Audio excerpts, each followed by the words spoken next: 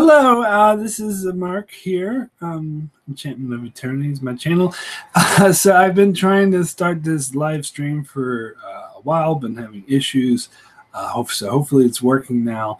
Anyway, I just thought I'd come on real quick, and I'll have to be real quick because I have to leave for work soon. And I wasted so much time messing around with this thing. Anyway, just to name my... to rank the Marvel Netflix seasons in order of my least favorite to my favorite. So to name my top 11 of the Marvel Netflix seasons. So I had just finished watching Daredevil Season 3, which I already did a review for. However, it won't be released on my channel for another like 3 weeks because I'm making them in advance now. So spoiler-free, very quick version of what I have to say about Daredevil Season 3. I loved it. I thought it was amazing. And then we got the news that Luke Cage is being canceled and Iron Fist is being canceled, which a lot of people are up in arms about. Iron Fist, pretty much, there wasn't a shock to anyone. Luke Cage was a shock to a lot of people. Now, I have an optimistic theory about this, and maybe I'm being overly optimistic, but I think that perhaps, because I remember reading about a lot of people been wanting Defenders Season 2 because everyone loved the Defenders. The Defenders actually got like a lot of attention. Like I remember it came out the same summer as Game of Thrones Season 7, and they can't measure, like Netflix doesn't release the data of how many people watch their stuff, so nobody knows. But they were, in terms of like social media and attention and how many people watch the trailers and stuff like that, Defenders was the most anticipated show of the summer, even more so than Game of Thrones. So that's how much people want to watch the Defenders. And when I was thinking, like, everyone wants a season 2, the Netflix kept saying, or the Marvel Netflix company kept saying, or whoever's in charge of that, you know what I mean, they kept saying that there probably isn't going to be a Defenders Season 2 because all the other shows are going to have to shut down production of all the other shows because when they did Defenders, like, they had to get all the actors and crews from all the shows, so that means they had to shut everything down. It was too much of a pain. So my optimistic theory is that's why they're canceling Iron Fist and Luke Cage, so they can do more Defenders. And if that's the case, then I'm on board with that. Or not just Defenders, but also maybe like people thinking maybe to do a Hero for Hires with Luke Cage and Iron Fist in the same show. And I'm still open to that. Maybe I'm overly optimistic. Maybe I'm naive. A lot of people think it's because of the Disney streaming service, because Disney wants to take the things away from Netflix. But anyone involved with the Netflix Marvel shows kept repeating over and over and over again ad nauseum that has nothing to do with it, although, it could be lying easily. We've learned in the past there's nothing to stop them from lying. But I don't know. I want to be optimistic about that. Anyway, enough about that. I want to go ahead and get into my rankings because I was thinking about this. There's 11 seasons now, so I'm going to rank them from number 11 to number 1 of my favorite, least favorite to my favorite. Now, here's the thing about all the Marvel Netflix shows. I like them all. I think they're all good.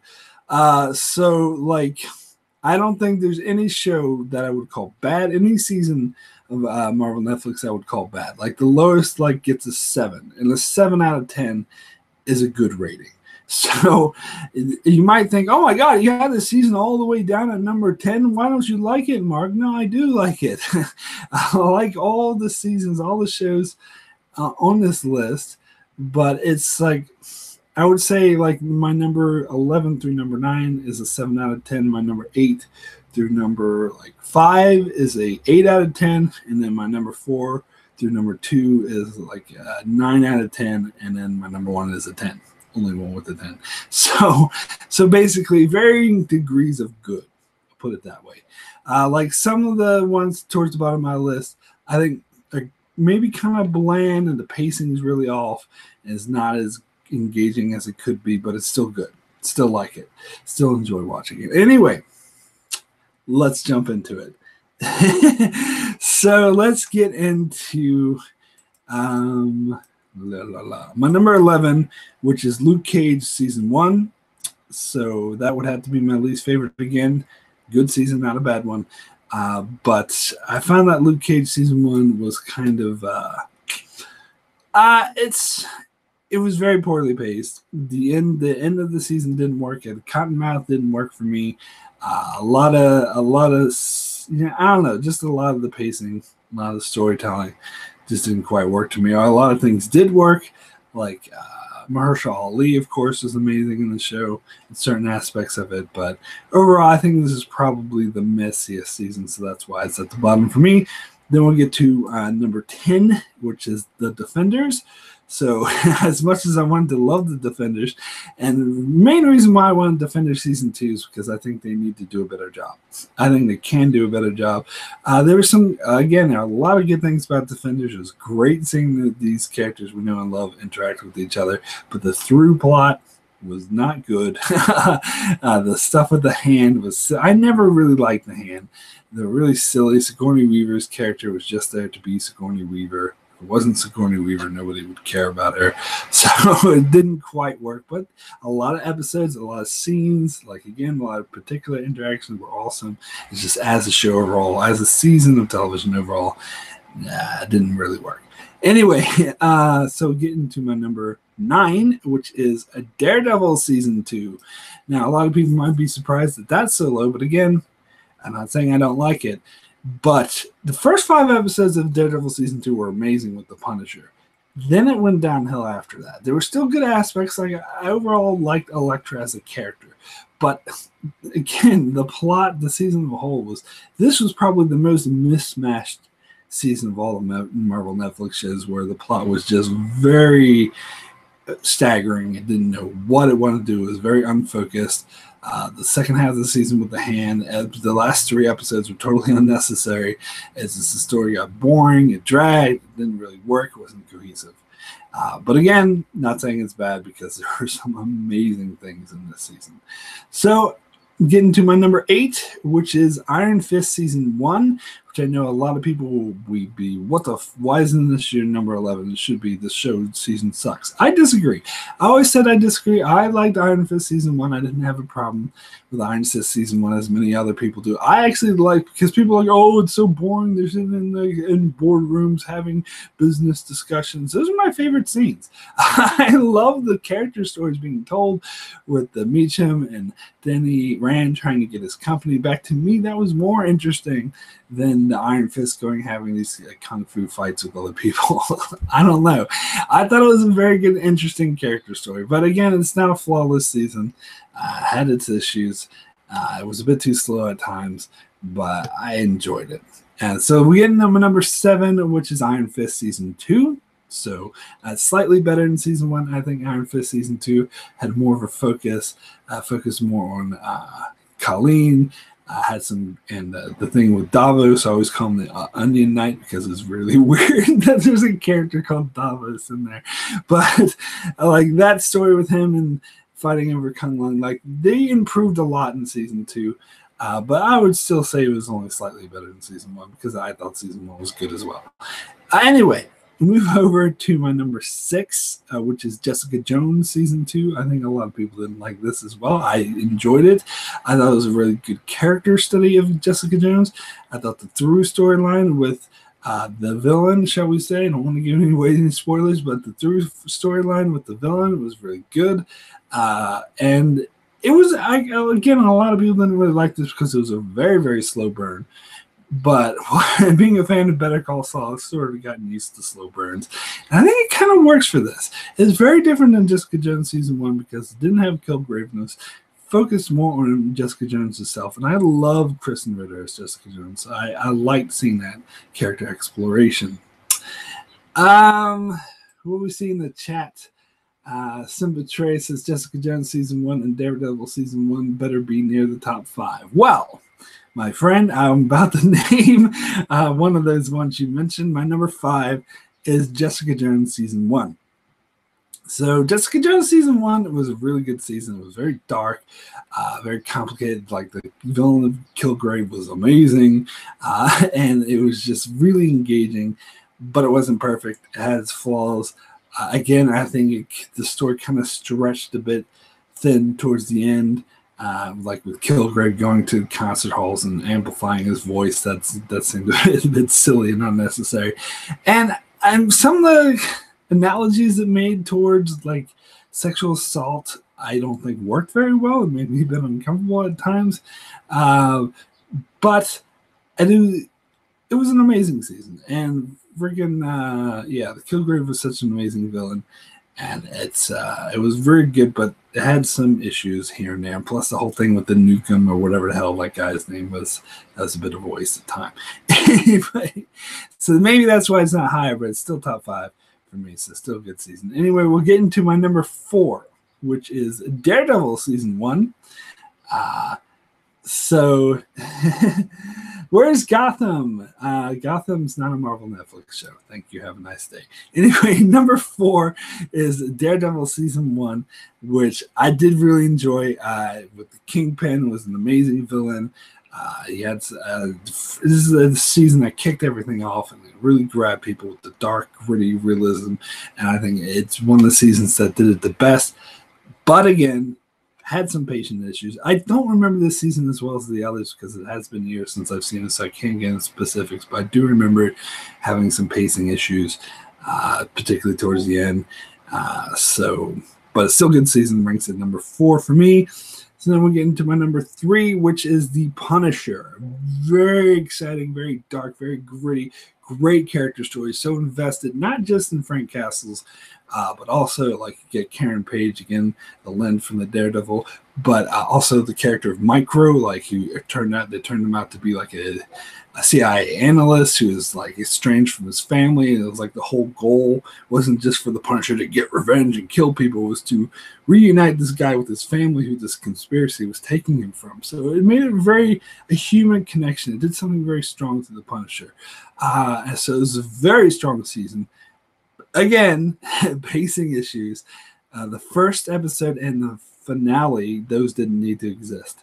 It could have started with episode 2, and the finale could have ended with episode 12, or would it be 11 in my version, but whatever. And they have a storyline in the middle of the season with this guy doing like a shoot up, whatever. That was totally unnecessary. Could have gotten rid of that. But you take those aside, leave those parts aside, it was an amazing season of television. Anyway, yes, I know that was a joke, Aaron. I was just addressing the joke. Okay, so top 3. Is The Punisher. So we're getting to my number 2. Number 2 is Luke Cage Season 2. And I think a lot of people didn't like Luke Cage Season 2 as much as I did. I loved it. I thought it was way better than Season 1, as you can see. And I think it was just again, it was kind of like Jessica Jones Season 2. It was kind of a slow burn, particularly the first 4 or 5 episodes. It took a while to get going, but once it got going, it got amazing. Like towards the end of the season, I think it was just like they developed all the characters involved very well. They did such a good job with the characters they introduced. In Season 2, like the main villain was such a dynamic, kind of like reminded me of the Kingpin, very dynamic character who could see the point of view, although he was a bit more relatable than the Kingpin. Like Kingpin, even though you can relate to him, he's still like a really, really despicable human being. Whereas Bushmaster, he was kind of despicable in his own way. Sure, he would kill a lot of people, but I think he was more relatable than the Kingpin. And the way the season ended blew me away. And again, no spoilers here. But it was, if you've seen it, you know what I'm talking about. Such a powerful ending that really broke conventions. It really went outside the box of what you were expecting. And I absolutely love that. So we'll get to my number 1 favorite Marvel Netflix shows. And if you did the thinking in your mind process of elimination, you will know it is Daredevil Season 3. I said at the top of this video how much I love Daredevil Season 3. This is how much I love Daredevil Season 3. I think it is by far the best season of Marvel Netflix because it takes the best aspects of Daredevil Season 1 and 2, particularly like the story. It focuses on the story of the Kingpin. And here's the thing, and this is why I think it is clearly the best season of any of the Marvel Netflix shows, is because it's focused. Like, if you noticed a common complaint I had throughout all the previous seasons, pacing issues, the storyline was unnecessary, that was unnecessary, maybe it was a bit slow here, it took too long to get going. Daredevil Season 3, I will say the first 2 episodes are kind of slow. It does take a while to kind of get into it. But once it hits its stride, it just runs. And it grabbed my attention like by the horns and just kept me engaged throughout the entire season, and it was entirely focused. It was a extremely focused season on the story of the Kingpin. It had a lot of side characters who were really well developed. It had some amazing side characters like the FBI agent Nadine and the Dex, who apparently was Bullseye. I didn't even realize this until after I watched the show that he was Bullseye. Like, they really did such an amazing job of making these feel like really fleshed out, dynamic characters. Nothing felt shoehorned. Like, usually they have a character from the comics like Bullseye. They'll shoehorn them in, like Iron Fist did in season 2 with the Walker character. But Daredevil season 3, he didn't seem shoehorned at all. It felt natural for the plot, and the whole plot is just, it had like amazing fight scenes throughout that really engaged. To me, this is like how I said Iron Fist season 2 improved upon season 1. To me, this is like the better version of Iron Fist Season 2, because it did a lot of the same things that Iron Fist Season 2 did, but better. It was entirely focused, very well paced, extremely well done. And there was some great acting. Like, there's a scene, if you've seen it yet, you'll know what I'm talking about. If you haven't, I won't spoil it, but there's a scene where Karen Page confronts the Kingpin, and it's amazing. It was, the acting in it like gave me chills. It was such a great scene, and they had amazing fighting scenes throughout. It was just a perfect season of Marvel Netflix. So that is my number 1, Daredevil Season 3. And that's why I hope we get more Daredevil. I hope we get more Defenders, because if this is what they're going to do, give us more of this. And I heard a theory that Defender Season 2 was going to be focused on the Kingpin. It would be similar to this, would bring in more characters. Please give me that. Anyway, I'll see what's going on in the chat, and then I got to take off. Let's see. Yeah, just agreeing that the Punisher was very good. Hey, everybody, Gabriel. But anyway, I have to take off now. Thank you guys so much for watching. I was just popping in real quick just to give my thoughts on what I think the best Marvel Netflix shows are. Simba says hopefully they make Defender Season 2. They use the Heroes for Hire storyline. Yeah, that would be good. And maybe they'll do a Heroes for Hire show. Maybe. We shall see. Anyway, thank you guys so much for watching. I already did my review for Daredevil. I made my review for Daredevil Season 3, but I will release it in about 2 or 3 weeks. So keep an eye out for that. Those will be full spoilers. But yeah, I go into more detail about why I love Daredevil Season 3 so much. Anyway, thank you guys so much for watching. I'll see you next time.